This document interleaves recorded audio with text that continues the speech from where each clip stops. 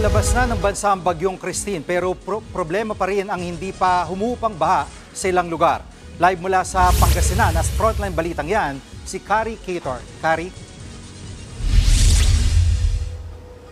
Gigi, tama yung nabanggit mo, lubog pa rin sa baha ang ilang bahagi ng Pangasinan. Sa tala ng mga otoridad, hindi raw bababa sa 10 bayan ang apektado pa rin, habang ang ilang mangingisda pumalaot na kahit malalakas pa rin ang mga alon sa pagbabaka sakaling may maiuuwi na silang huli.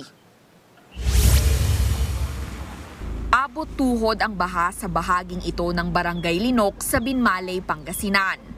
Pinasok ng tubig ang ilang bahay kabilang ang pamilya ni Pasita.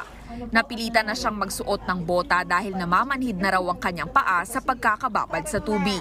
Mabuti na lang daw at hindi inabot ng baha ang kanilang kama. Wala rin silang kuryente. Dasal na ako ng dasal na sana hindi na darating yung bagyo kasi yung mga anak ko wala silang trabaho. Mahirap ang ganitong dumating ang bagyo pag wala kang pera, madam, na igagastos. Si Ermeline nagdalawang isip kung lilikas sila ng kanyang pamilya.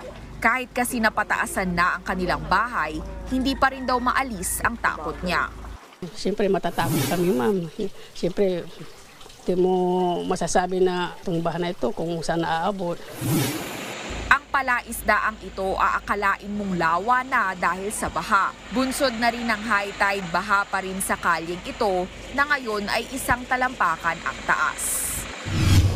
Sa Barangay San Isidro Norte, abala ang ilang mangingisda sa paghahanda ng kanilang mga bangka sakaling payagan na muling makalaot.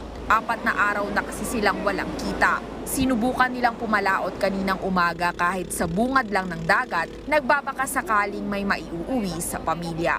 Kahit na medyo bawal pa, matataas ang alon, pipilitin na po. Kasi ilang araw din po kaming tingga, walang kita, kawawa naman yung mga pamilya.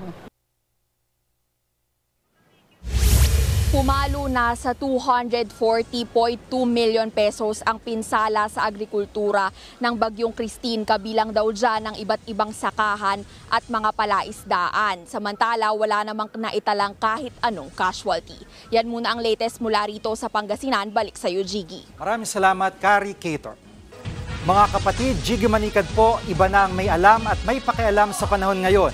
Para sa konkreto, kumpleto at komprehensibong balitaan sa Frontline, mag-follow at mag-subscribe sa social media pages ng News 5.